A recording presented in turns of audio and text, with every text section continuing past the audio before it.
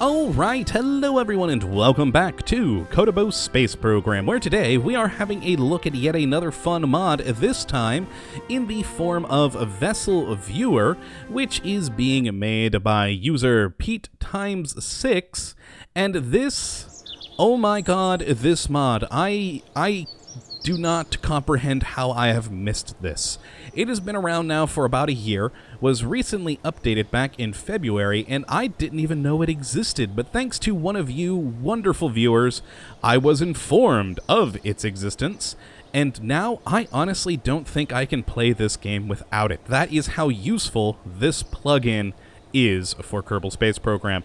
Now what it does is it's a vessel viewer, as the name implies. It allows you to view your vessel, but in a variety of different ways to give you as much information about your ship as possible.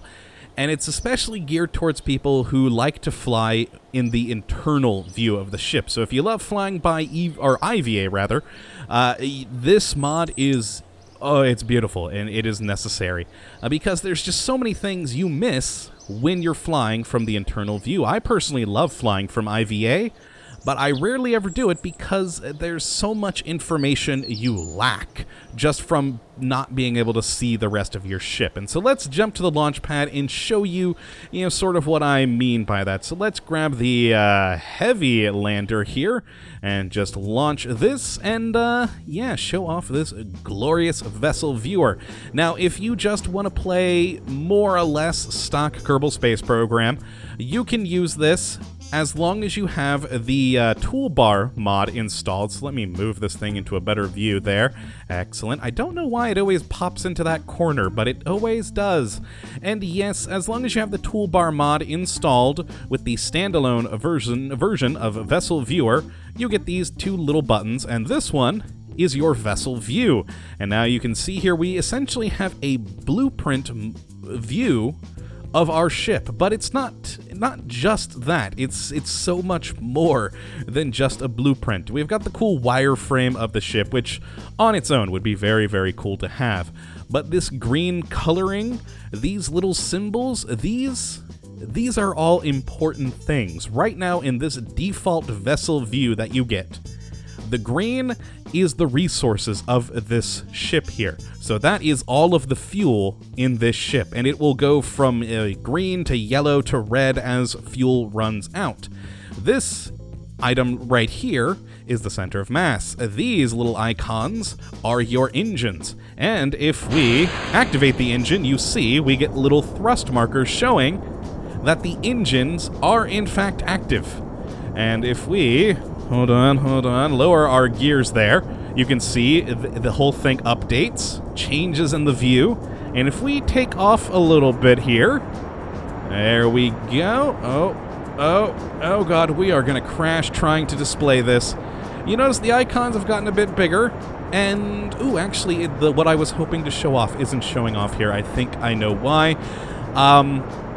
Yeah, in a moment I'll get to what I was hoping to show here. But yes, we have this glorious, glorious little view of a ship, and we can see our thrust. We can see that the colors on this are slightly changing. They've become more now of a yellowish green, and let's just kind of continue running out of fuel here. And yeah, it is showing us useful information that you might not have from your internal view. I mean, I don't know that, certain engines or fuel tanks are active, or, certain fuel tanks, how much fuel they individually have left by sitting in this internal view. But with this, I know which ones do and do not. So if we, oh boy, exit back out of there and actually revert our flight to launch, I'll go over what else this can show. Now that is just sort of the default vessel viewer view. Once you click this in the standalone version, this is what you get. Now we have the vessel view config where we can change that. So for instance, we can change the orientation. Right now it's from an XY view, which should be like this view right here, as if we were looking from it from the side. We have the XY view, which is if we're looking at it from this direction. There we go, that's correct. I had to look for the the little ladders there.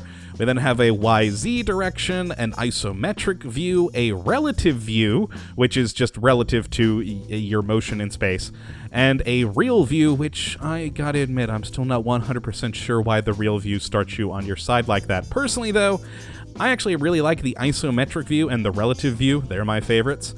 We also have this auto-centering on here. So right now, this is just auto-centered into the middle of this box. If we turn that off, we can then manually position this ourselves and, you know, do whatever we want with that. And if we turn that back to true, and we also have a root center, which, oh god, that's for our horizontal root. So it basically has to deal with the staging. Same with the vertical root is centered. So with that being centered there, it's centered the capsule on there because that's the root of the entire ship. So that is centered, and horizontally it's centered as well. So it's looking for that basically starting point for your ship, if I'm understanding this correctly from what I've read and what I've played around with. We also have an auto-scaling thing here, which, you know, changes the view of this by either incremental, we can just have it close, best match, and off. Incremental seems to be the best choice for me. I like that. We also do have auto rotation stuff, so we can make this spin around. We have custom modes, which include this disco mode, which is trippy, and oh god, it's kind of nauseating, honestly, for me with my glasses. And yeah, there we go. Let's turn that off. And that's our different display configurations, what we can do with that. And then we have our draw modes, which is where you get all the additional information for this thing. For instance, the mesh. The mesh is the green that we currently have on here, and it's set for resources, so fuel, etc. is shown. We can also set it to drag, which will show the basic drag model for the ship, which is stock to Kerbal Space Program, but also it will display the drag for if you have Ferrum Aerospace installed, because that, of course, changes all the aerodynamics for the game. With lift, it will only show the lift from Ferrum Aerodynamics or Aerospace or whatever in the world it's called. Same with stall. Hide, it just hides the mesh, and white just puts a white mesh on there. And state is, well, the state of the ship. So that shows our center capsule and then the rest of it around it. I don't remember entirely if the state is used for anything else, but yes, then we have staging as well, so you can, you know, see the different stages of a said ship. Heat, which is good. Like, if we throttle up the engines, well, actually, it probably won't work on these because these engines don't really overheat. If the engines overheated, they would start getting more red. And also, if you have deadly re-entry installed, it will also show the heat up of that. And then we're back to resources. Now we have the dull, false, or true, which just makes the colors less vibrant. We can select the wireframe, either to be white as it currently is. It can also be all of these other things we had for mesh, so state, stage, heat, resources, drag, lift, stall, and none, which is kind of a trippy, weird view. Kind of like it though, but I typically seem to keep this towards the white, so you just see the outline of your ship. And again, we have the dull, true, or false. We then have the bounds, which are essentially where all the parts are located on this vessel. So like the bounds up here, we have these little RCS ports, we've got the docking port, the main capsule, and that's just showing all of the different pieces of the ship. And again, dull, true, or false. Then we have the axes here, which will show the axes of the ship in X, Y, and Z. Center of mass, which is that little icon there that I showed you earlier. The engine status that I showed you. And landing. Oh, this is what I was going to show you when we activated the engines. Landing assist is off currently. If we turn it on and change our view, this little green square here is the ground. And so if we had this, say, at the isometric view, that ground, as we got closer or farther away, it would adjust. And so it would actually be quite a cool little feature for if you are trying to land from an internal view. And we have these other configs down here, changing the size, margins, and the latency is how much it's updated. So if we activate these engines again, you can kind of see the flames on the engine pulsing. We can make them basically update less. It's sort of a semi-realism mod to add some form of lag to how often this vessel view updates. So like right now, it's very high latency, so these engines are pulsing very slowly. Or you could have turned it to obscene, where it's just crazy. It'd be like being on a 128K modem, just really crap. Or off, which is basically real time. So this is all the basic options, the basic view. This is what you get standalone with this mod. Now, if you have RasterPropMonitor installed, on the other hand, if we go to the internal view, there is compatibility with it. So if let's actually look at these two screens here. There we are. Hit the vessel button here. We see our vessel. And we have this menu item over here for show. So right now the menu is hidden. If we hit the green arrow, it will bring up the menu, and we can activate and deactivate all those same things that we had in that config panel from the toolbar. So all of this vessel view config stuff we have access to, and more. You have access to more things, and it's beautiful. So in display, we can see the vessel orientation. We can bring that up and cycle through them however we like. Use the X to head back. The vessel position, we can, auto-center, do the root, horizontal, vertical centering, etc., or manually position it. The auto-scaling, we can change that as well here. And then, of course, the display auto-rotation, we can change all of that if we so desire. There we go, put it on a medium rotation. Very nice, I like it. And head back. And same with the display modes, we have access to all that same stuff. So we have our mesh, our wire bounds, and I actually really prefer this view compared to this one, because I actually can see all of these things in the menu here, and more easily find what I want without just clicking through all of these over and over and over again. And same with the wire, the bounds, we have the axes, which we can turn on and off. There we go, the center of mass, engine status, and landing assist. And we can change this landing assist from rocket-based to plane to being just off. I like the rocket one there.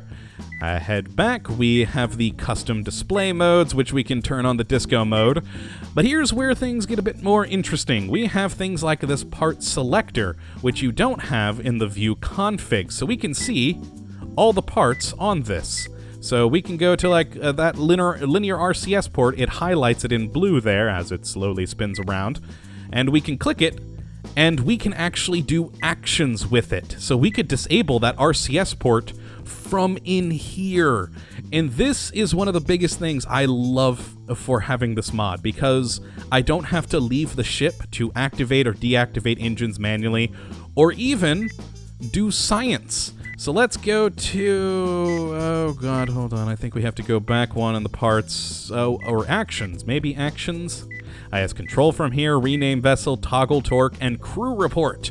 We can do a crew report from inside the IVA by clicking this. Bam, we have a crew report. That's beautiful.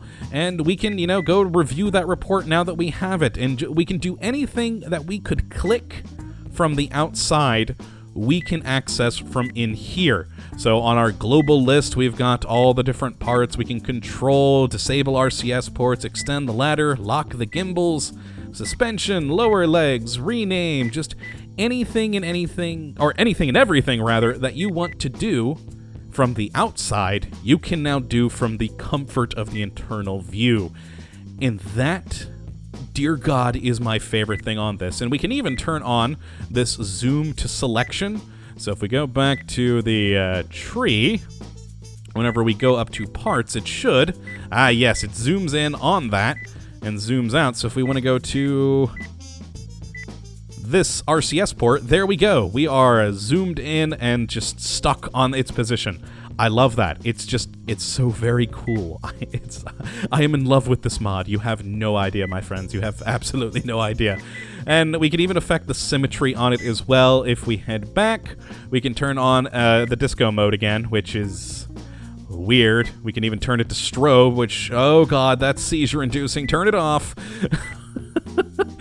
Oh, and then go down to a part selector, which is similar to this part selector up here. It's just sort of a repeat of it. And it's wonderful, and we can, of course, go into other configs and change that latency mode. It's like right now we're on that low latency, medium, high, and here you can really see that slow updating that may not have been as visible from the little engine parts earlier. Or turn it off, it's just a real-time rotation. I love that.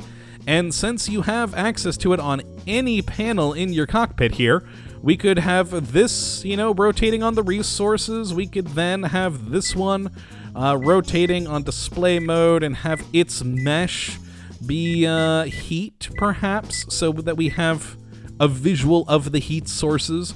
We could then have another one up here, which is on the landing mode, but it's viewing it from, the isometric position, perhaps, or relative position, so you can get a better view of how close you are to the ground. And you can just change all of these panels to show different things for more information. And that is why I absolutely love this mod. It gives you all of the same information you have from being outside the ship, now available to you inside the ship. And with the RasterPropMonitor integration, it's insane.